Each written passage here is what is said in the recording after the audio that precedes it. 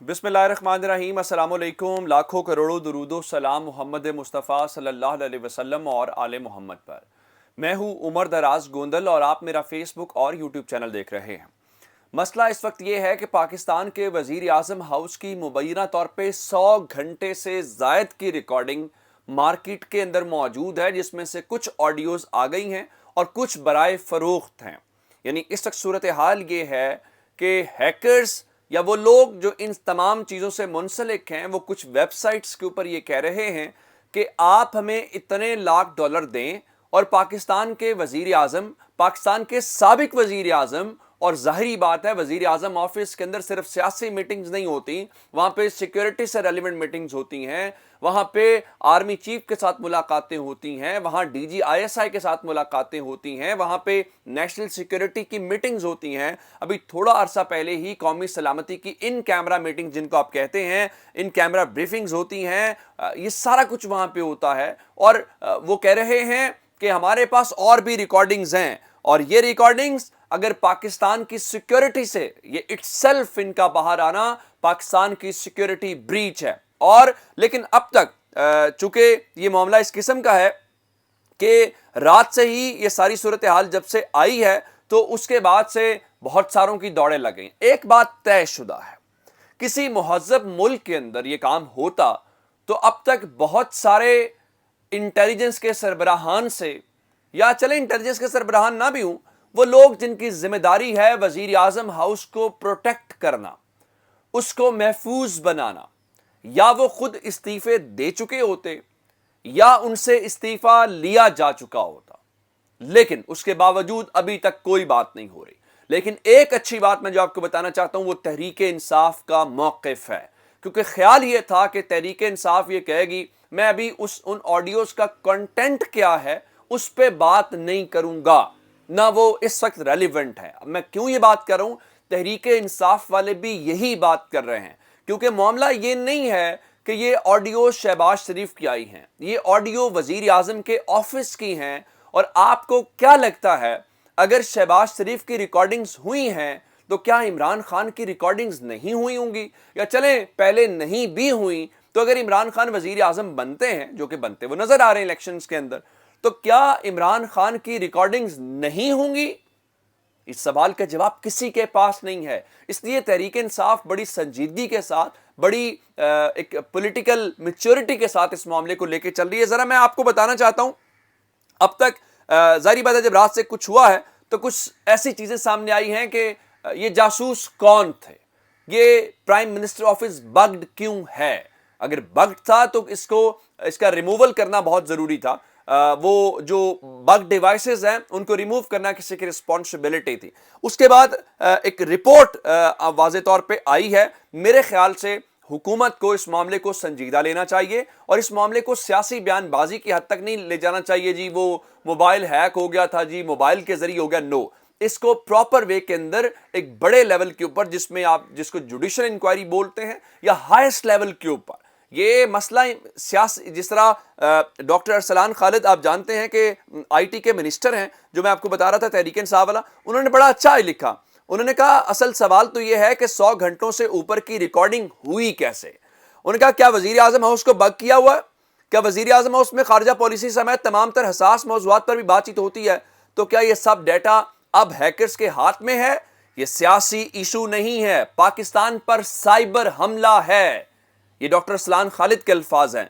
इसका मतलब ये है कि ये तय हो गया है, ये सियासी मसला नहीं है, ये सबके हाथ में ये चीजें आपको फेस करनी पड़ेंगी। वो इमरान खान को फेस करनी पड़ेंगी, वो किसी और को फेस करनी पड़ेगी। ये बहुत अच्छी अप्रोच है तहरीक इंसाफ की। लेकिन मैं आपको बताना ये चाहता हूं कि एक इब्तदाई रिपोर्ट जो पेश की गई है उसके मुताबिक, जो शहबाज शरीफ को अब तक की रिपोर्ट पेश की गई है उसके मुताबिक जासूसी के अमल में दूसरे तरीकों के अलावा मोबाइल के स्पीकर के जरिए भी बातचीत सुनी और रिकॉर्ड की गई है। अब इसमें बहुत सारी चीजें हो सकती हैं। इसका मतलब है कि बाकी जहां बहुत सारी चीजें हुई हैं, जैसे वो कह रहे हैं कि वो डिवाइसेस हो सकती हैं, कुछ भी हो सकता है, ये इम्कानात में है, हम उसको कोई हतमी राय नहीं दे रहे। लेकिन मोबाइल के स्पीकर के जरिए सुना जाना और रिकॉर्ड किया गया, अब ये कोई अंदर से हुआ या बाहर से हुआ? आपको एक पेगासस नामी सॉफ्टवेयर का पता होगा जो एक मखसूस मुल्क फराहम करता है لیکن وہ انڈیویجولز کو فراہم نہیں کرتا، وہ ریاستوں کو فراہم کرتا ہے، اور وہ اس قسم کا سافٹ ویئر ہوتا ہے کہ اگر یہ میرا فون ہے تو اس کے اندر آپ وہ سافٹ ویئر انسٹال کر دیں گے، اس کے بعد آپ کو مکمل ایکسیس ہو جائے گی اور آپ جیسے چاہیں۔ لیکن سوال یہ پیدا ہوتا ہے کہ ہم ایک لمحے کے لیے فرض کر لیتے ہیں کہ پاکستان کے کسی دشمن ملک نے کام کیا ہوگا، ہم یہ فرض کر لیتے ہیں، تو کیا روکنا پاکستان کے اداروں کی ذمہ داری نہیں ہے؟ اگر یہ کسی ملک نے کیا ہے تو کیا ہمیں معلوم نہیں ہونا چاہیے کہ پاکستان کے وزیر اعظم آفس کی جاسوسی کون سا ملک کر رہا ہے؟ اور اگر ملک کے اندر سے ہوا ہے، باہر سے نہیں ہوا، تو یہ اس سے بڑا جرم ہے۔ یعنی پاکستان کے تمام جو انٹیلیجنس کے سربراہ یا ادارے ہیں ان کو سر جوڑنا چاہیے، ان سے پوچھا جانا چاہیے کہ آپ کر کیا رہے ہیں۔ اب یہ رپورٹ پیش کر دی گئی جس میں معلوم یہ ہوا کہ یہ سارا کچھ ہوا۔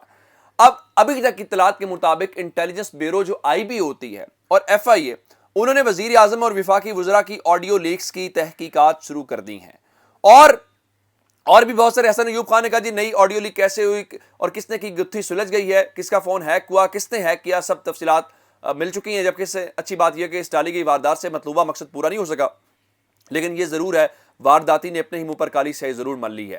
اب سوال یہ ہوتا ہے کہ نون لیگ اگر یہ کہے گی کہ فون ہیک ہوا ہے، اس سے مسئلہ حل ہو جائے گا۔ اس کو آپ دیکھیں، اب ایک چیز ہو سکتی ہے، آپ حکومت بچانے کے لیے خاموش ہو جائیں، لیکن آپ کو پھر سامنا کرنا پڑے گا، عمران خان کو سامنا کرنا پڑے گا، کوئی بھی وزیر اعظم آئے گا اس کو سامنا کرنا پڑے گا۔ اب میں آپ کو بتانا یہ چاہتا ہوں، ڈاکٹر ارسلان خالد کی گفتگو آپ نے سنی، اب ذرا میں آپ کو فواد چوری صاحب کی گفتگو سناتا ہوں۔ وہ کیا کہتے ہیں؟ 100 گھنٹے سے زائد کی وزیر اعظم کے دفتر کی گفتگو ویب سائٹ پر اگست ستمبر سے برائے فروخت ہے۔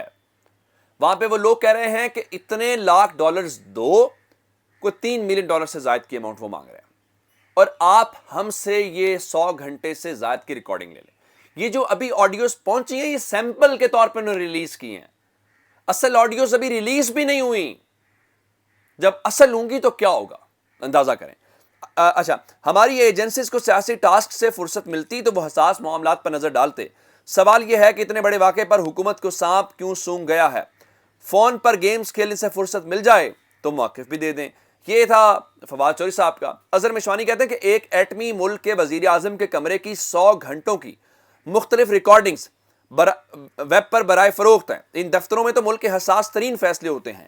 کہاں ہیں آئی بی سمیت تمام ایجنسیز جن کا کام ہے وزیر اعظم کی پرائیویسی اور قومی رازوں کی حفاظت، یا ان کا کام صرف شہریوں کی پھینٹی لگانا ہے؟ آپ کہاں پہ پھنسے ہوئے تھے؟ یہ تو قوم کے ساتھ۔ پھر کامران یوسف نے ٹویٹ کیا، صحافیاں کہتے ہیں جی وزیر اعظم آفس میں ہونے والی گفتگو لیک ہونے کا مطلب ہے ملک کا سب سے بڑا آفس محفوظ نہیں ہے، اور یاد رہے وزیر اعظم آفس میں قومی سلامتی کمیٹی کے اجلاس اور دنیا بھر سے آئے رہنماؤں کے ساتھ ملاقاتیں بھی ہوتی ہیں۔ مستقبل میں عین ممکن ہے یہاں عالمی رہنما آنے سے اجتناب کریں۔ یہ بالکل 100% درست بات ہے۔ کسی ملک کا سربراہ آیا ہو یہاں پہ، اس کو پتا ہو کہ پاکستان کے وزیر اعظم آفس کے اندر ریکارڈنگز ہوتی ہیں اور ہیک ہوا ہوتا ہے، اب آپ نے وہاں پہ اپنے دوستوں کی باتیں بھی کرنی ہوتی ہیں، فورن پالیسی میں گیو اینڈ ٹیک ہوتا ہے، دشمنوں کی باتیں بھی کرنی ہوتی ہیں۔ وہ چاہے گا پاکستان کے وزیر اعظم آفس میں آنا؟ سوال ہی پیدا نہیں ہوتا۔ اور وہ اگر پاکستان کے وزیر اعظم کو یہ کہے کہ جناب آپ یوں کریں، آپ آ جائیں ہمارے سفارت خانے کے اندر، تو پاکستان کی کیا عزت رہ جائے گی؟ ہم دنیا کو کیا جواب دے سکیں گے؟ تو جناب علی، یہ سارا جو معاملہ اس وقت ہے، یہ جو آڈیو لیکس کے اوپر، میں اس بارے میں ایک بات ضرور کہہ رہا ہوں کہ خان صاحب کا آج کرک کے اندر جلسہ ہے، اور خان صاحب کو کرک کے جلسے کے اندر اس کے اوپر وائس تحریک انصاف میچورٹی کے ساتھ، تحریک انصاف کنٹینٹ والی بات کریے لیکن اس طرح نہیں کر رہی، اچھی بات ہے۔ وہ بار بار سوال اٹھا رہے ہیں ریکارڈنگز کس نے کی ہیں، ریکارڈنگز برائے فروخت کیوں ہیں، یہ ہمارے ادارے کہاں پہ تھی، ہماری ایجنسیز کہاں پہ تھی، بڑے ویلڈ سوال ہیں، اور تحریک انصاف کو ایسے اس معاملے کو اٹھانا چاہیے کیونکہ ان کو یاد رکھنا چاہیے۔ اگر آج چپ رہے تو کیونکہ آپ کو یاد ہوگا کہ شوکت ترین کی کالز ریکارڈ کر کے نہیں ہوئی تھی لیک، کس نے کی تھی؟ آپ ہی کہتے تھے نا کہ آرٹیکل 6 ان کے اوپر نون لیگ والے کہتے تھے، اب لگائیں آرٹیکل 6 جس نے یہ سارا کچھ کیا ہے، آپ سے نہیں لگے گا۔ تو سیاسی جماعتوں کو یہاں پہ دیکھیں، سیاسی لڑائی لڑیں عوام کے اندر، لیکن کچھ معاملات کے اوپر کمپرومائز نہیں ہونا چاہیے، اور یہ بہترین موقع ہے۔ اپنا بہت سارا خیال رکھیے گا۔ خدا حافظ۔